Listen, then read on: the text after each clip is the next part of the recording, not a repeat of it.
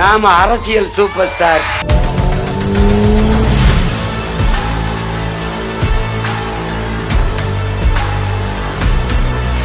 ஒருவர் 10ஆவும் 10 100ஆவும் பகைவர் நடுங்கும் படையாவும்.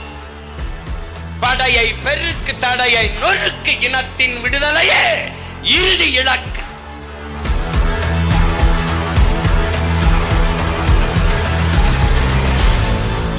ஒற்றை மகன் 36 லட்சமாக முடியும் என்றால் 36 லட்சம் எத்தனை கோடி ஆக முடியும் என்பதை எண்ணரும் தமிழ் சொந்தங்கள் எண்ணி பார்க்க வேண்டும்.